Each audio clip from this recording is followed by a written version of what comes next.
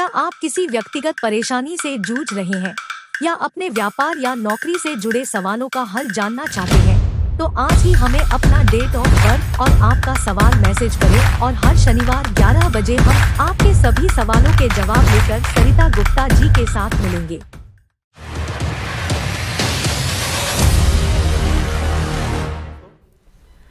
आपका बहुत बहुत स्वागत है हमारे स्टूडियो में। आज हमारे साथ एक विशेष मेहमान मौजूद हैं, सरिता गुप्ता जी, जो कि एक एस्ट्रोलॉजर, न्यूमरोलॉजिस्ट और वास्तु कंसल्टेंट हैं। सरिता जी, आपका बहुत बहुत स्वागत है हमारे स्टूडियो में। नमस्कार, आप सबका बहुत बहुत स्वागत है।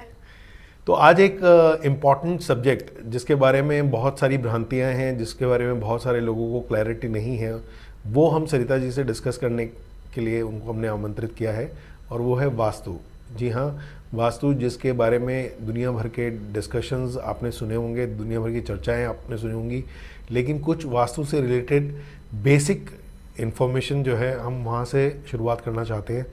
तो सरिता जी, मैं सबसे पहले ये जानना चाहूँगा, जिस वास्तु के बारे में सारी दुनिया बात कर रही है, ये वास्तु आखिर कितना पुराना विज्ञान है, इसकी खोज किसने की, और वास्तु पुरुष क्या है?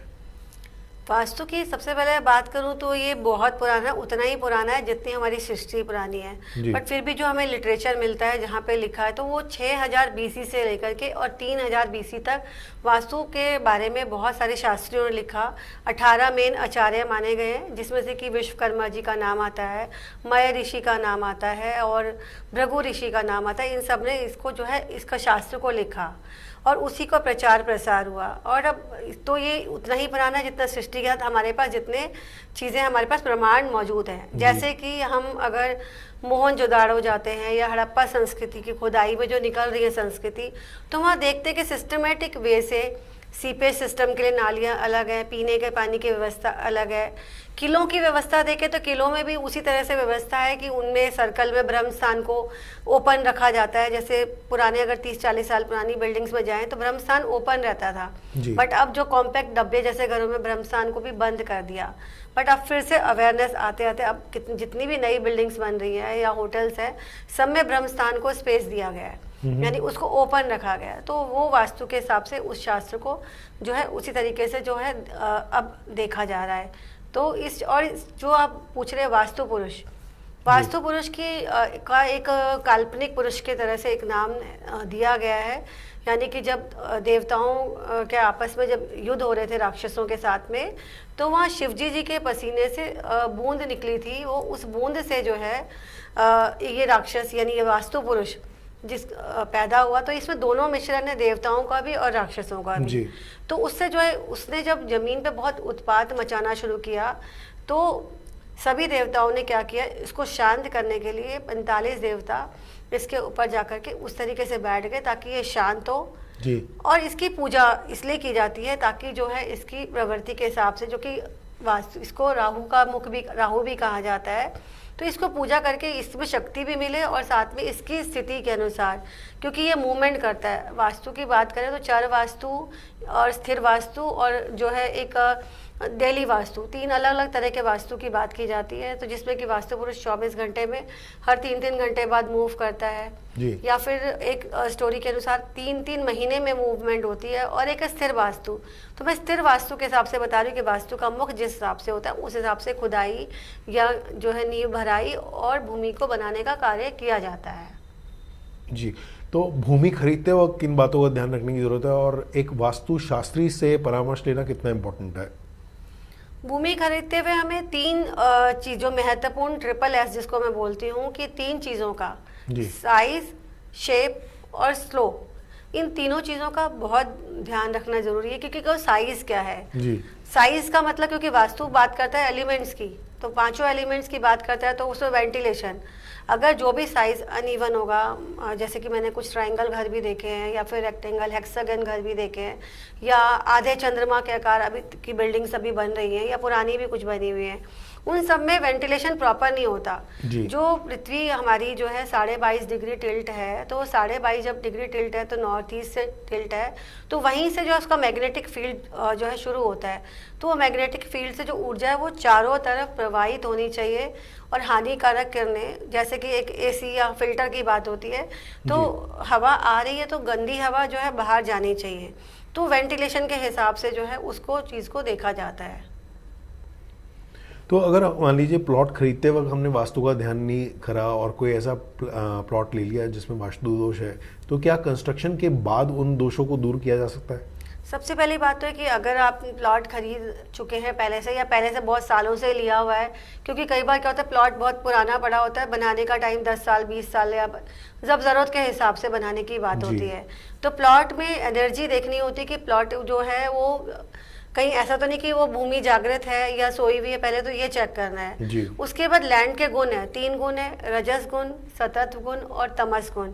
इन तीनों गुण के हिसाब से देखना है कि वो धरती गर्मी वाली है या पानी बहुत ठंडी वाली है या दोनों जो है मिक्स है। जैसे कि पृथ्वी की प्लेट्स की बात करें तो हमारे जो लेयर्स है उसके नीचे या तो पानी है या लावा है, जैसे कि जहाँ से ज्वालामुखी फूटते हैं वहाँ से बहुत दूर दूर तक कहीं भी कुछ जो है कंस्ट्रक्शन नहीं होता जी। तो वो ज्वालामुखी से कितना दूर है या उस पृथ्वी में कितनी एनर्जी है और फायर एलिमेंट कितना है, वो उस जमीन को के पर जो कंस्ट्रक्शन होगी, मकान बिल्ड किया जाएगा, बिल्डिंग बनाई जाएगी, उस बिल्डिंग को कहीं कमज़ोर तो नहीं कर देगी जी।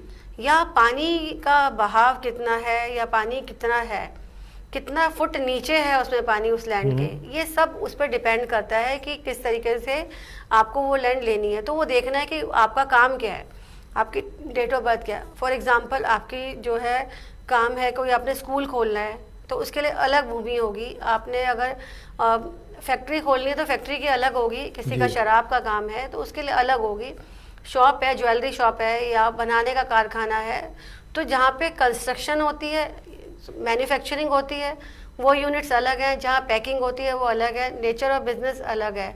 उसके बाद जो व्यक्ति इसको बना रहा है यानी जिसको खरीद रखा है या पहले से खरीदी, उसका डेट ऑफ बर्थ में कौन से एलिमेंट है उसके हिसाब से देखा जाता है। और फिर अगर वो ले ली है तो उसमें से जो गुण नहीं है, फॉर एग्जाम्पल उसने जो है रजस गुण का काम करना है और वो ज़मीन जो है तमस है, तो तमस यानी गर्मी वाली जी। तो उसको ट्रीट किया जाता है, यानी उसकी गर्मी को, जैसे कि अग्नि को बुझाने के लिए पानी या रेत या फिर चीज़ों का या फायर हमको बुझाने के लिए जो गैसेस यूज़ करते हैं, एक्सटिंग्विशर यूज़ करते हैं, उसी तरह से उसको जो है उसमें पंचर किए जाते हैं ज़मीन में और उसको एनर्जी को जो है चारों तरफ इक्वली जो है उसको फैलाया जाता है, डिस्ट्रीब्यूट किया जाता है और उसको जो है फिर ज़मीन को ट्रीट किया जाता है। तो इसलिए वास्तु जो है खरीदने के बाद या पहले से खरीदी है तो चिंता करने की बिल्कुल भी ज़रूरत नहीं है। बनाते समय जो है उसकी लैंड की एनर्जी चेक करके उसका प्रॉपर ट्रीटमेंट किया जा सकता है। तो घर में कोई ऐसा हिस्सा भी है जो डिसाइडेड है कि ये पूजा का कमरा होगा या ये जो है आपका ड्राइंग रूम होना चाहिए या ये मेन गेट इस डायरेक्शन में होना चाहिए? जी बिल्कुल। और जैसे कि बात हुई थी वास्तु पुरुष की, तो वास्तु पुरुष की जो संरचना है, वास्तु पुरुष जिस तरीके से लेटा हुआ है उसी तरीके से उसके सर से लेकर के पाँव तक जो है डिपार्टमेंट अलग अलग देवता वहाँ पे स्थापित है और उस हिसाब से वहाँ किया जाता है। तो जो फर्स्ट हाउस है उसका जो सर है वो नॉर्थ ईस्ट में है, तो जहाँ सर है वहाँ पर हम पैर नहीं रख सकते, वहाँ पे हम भारी चीज़ें नहीं रख सकते, तो वहाँ पर हम स्टोर नहीं बना सकते, कोई वहाँ पे हम रूम नहीं बना सकते। वहाँ क्या बनाएंगे? वहाँ पूजा, जैसे आपने बात की पूजा जो मानसिक पूजा या जहाँ हम बैठ करके पूजा करते हैं तो वो हमारे सर पे बर्डन नहीं होना चाहिए। नॉर्थ ईस्ट में तो नॉर्थ ईस्ट में पूजा घर बना सकते हैं, नॉर्थ में बना सकते हैं थोड़ा लेफ्ट जाके, या ईस्ट में बना सकते हैं। और अगर आपके पास नॉर्थ ईस्ट और नॉर्थ का कोई ऑप्शन नहीं है, यानी कि कई बार ज़मीन पे नहीं भी होता, तो आप नॉर्थ वेस्ट में जा सकते हैं या फिर जो आपके पास रूम स्पेस है उसका आप नॉर्थ ईस्ट कॉर्नर ले सकते हैं जी। तो वहाँ पूजा करनी चाहिए। वो इसीलिए कि वो जो सर के ऊपर जो है ज़्यादा बोझ नहीं होना चाहिए, हल्का होना चाहिए, और वो जो क्योंकि वो हमारा क्लैरिटी का जोन है, तो जब हम पूजा करते हैं तो माइंड क्लैरिटी और शांति के लिए करते हैं, तो वहाँ वो मिलती है जी। उसी तरह से अलग अलग जो उनके अंग हैं उसके हिसाब से जो अलग अलग वास्तु में हम प्लेसमेंट, रूम्स, सीढ़ियाँ, लिफ्ट, दरवाज़ा, खिड़की या जो भी हमने किचन बनानी है उसमें हम उन सबका जो है डिपार्टमेंट देख करके कि कहाँ पे कौन सी डायरेक्शन है वो अलग अलग डायरेक्शन के हिसाब से बना सकते हैं। सरिता जी, वास्तु के भी हमने 3 प्रकार सुने हैं अभी फिलहाल, एक सृष्टि, चिकित्सा और वर्धमान, तो इनसे क्या तात्पर्य है?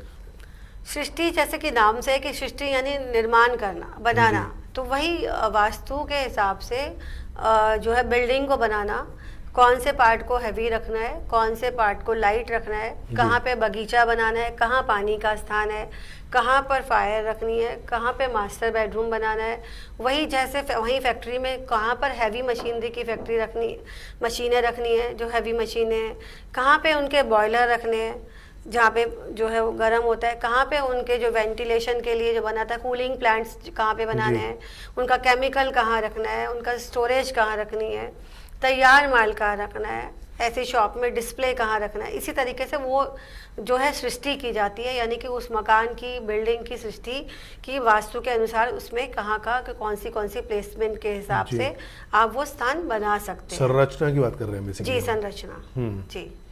और दूसरा है आपका चिकित्सा और तीसरा है वर्धमान। जी, जैसे हम चिकित्सा की बात करें, मैंने बताया था जमीन की जब लैंड लेते हैं तो जहाँ पे हम देखते हैं जहाँ पे ज़्यादा हीट है, ज़्यादा एनर्जी है या ज़्यादा गुण है, तो उस हिसाब से उसी एलिमेंट के हिसाब से यानी उपचार किया जाता है। यानी जो जियोपैथिक रॉड्स होती है उसमें अलग अलग दिशाओं के लिए 5 एलिमेंट्स की अलग अलग है, कॉपर की है, एल्यूमिनियम की है, आयरन की है, इस तरह से उनको लगाया जाता है। वहाँ पे पंचर एक तरह से बेसिकली किया जाता है, वहाँ पे ड्रिलिंग की जाती है। पंचर मीन्स ड्रिलिंग, ड्रिल करके वहाँ पे वो रॉड्स लगाई जाती है, यानी ढक्कन स्टॉप कर दिया जाता है और उसको फिर बाद में कवर कर दिया जाता है सही से फाइंड आउट करके। फाइंड आउट कैसे करते हैं हम? डाउजिंग रॉड से करते हैं, और तो उन रॉड से हमें पता चल जाता है कि यहाँ पे ये वाली एनर्जी बहुत ज़्यादा नेगेटिव है या बहुत ज़्यादा हीट वाली एनर्जी तमस है।